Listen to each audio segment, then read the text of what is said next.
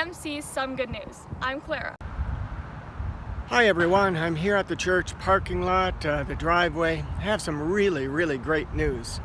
The city came by yesterday and they filled in this massive pothole at the entrance of the parking lot.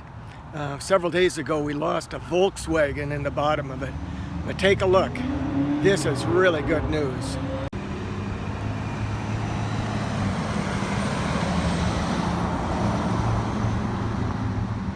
And now back to the desk. That's great news. Here at CMC Some Good News, we like to show you the beauty of the earth. And I am here, live on tape, from Banff. And speaking of the beauty of the earth, let's go over to Levi with his report for the weather at Lake Louise. Levi, how's the weather? Good.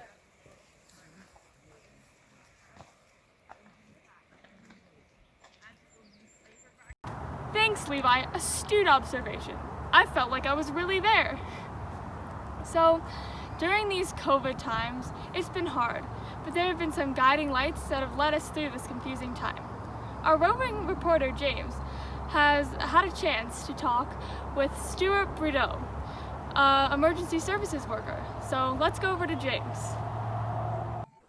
I have a question for you. Oh yeah, go ahead. But I need to borrow a Kleenex. Do you have one? Yeah. Just hand it to me and I'll grab it. Here, just put it over here and I'll take it. Ah, that's better. Ah, my nose is running. Okay, go ahead. What was your question? What has changed for you in EMS since COVID?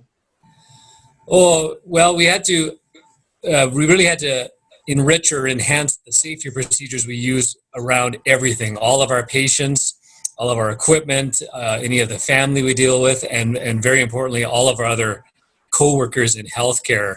So the nurses and doctors in the hospitals, firefighters and police. Mostly what we had to do is make sure that if we had any indication that someone could be ill, even if they don't know it yet, we'd have to wear a lot more protective equipment, because at the end of the day, when we go home too, we need to make sure that our families stay safe. Yeah. Can you tell us a good news story about EMS? Sure, absolutely. I think one of the things that came up quite a bit with COVID recently was a lot of people were hesitant to see their doctor or go to the hospital because they were worried that they might catch the COVID virus. And so we worked, a lot of people already have fear around seeing a doctor in the first place. So we worked with a patient who already had kind of some fear or anxiety, and he had actually seen a doctor in a couple of decades, but he ended up in a circumstance where he had to receive COVID testing. Many, as you know, thousands of people in Alberta had to get COVID testing. And normally he would have put it off and found excuses not to bother doing this and things like that, except if he didn't get it, he would not be able to see his granddaughter. He had to prove that he was well. And so this elderly fellow, who was quite gruff and a little bit rough around the edges, but clearly a soft spot for his granddaughter, consented to have one of our community paramedic colleagues go to his house and do the testing. And that's where they do the little swab in the back of your throat. And so our community paramedic team organized a visit right to his home. We arrived, we assured him that the testing was very brief and it wouldn't, be a problem. And he was still very anxious, obviously. He just, didn't really want to have much to do with us.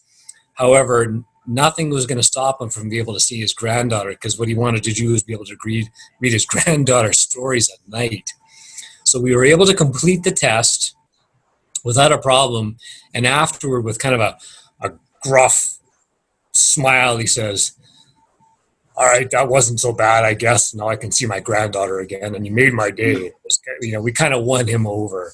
So it was something that kind of ended on a positive note, because otherwise he would not be able to see his granddaughter. One more question for you, Stuart. What can kids like me do to help you in your important work? Oh, there's lots of things. The number one thing is making sure that you know how to keep yourself safe, right? So frequently washing your hands still, or using hand sanitizer, making sure you keep distance. Sometimes wearing a homemade mask, but that's not always as easy for younger kids. But really making sure that you're trying to keep other people safe at home as well too, your mom and dad or your grandparents or aunts and uncles or brothers and sisters, or maybe you have a little baby at home as well too. always just think of yourself and then think of others at the same time. Now, no matter what you're doing, whether you're maybe at the grocery store or the playground or out on your bike, or just think of how can I stay safe and how can the actions I take now help everyone in my family stay safe.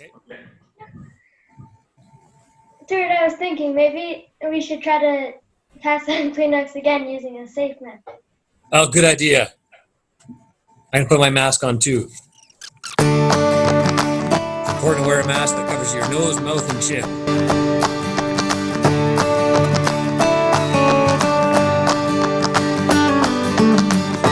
Here, you have one? Yep. There we go. Cool. All right. Thanks a ton. Thanks for your time, Stuart. You're welcome. Make sure to say thanks to every paramedic in Calgary from CMC. I will pass that along. You're very welcome, James. Yeah. Thanks for that story, James. We're so grateful for our frontline workers. Well, that's all for today, folks. But until next time, just remember, there's always some good news. And now till we meet again, adios, au revoir, auf Wiedersehen. Good night.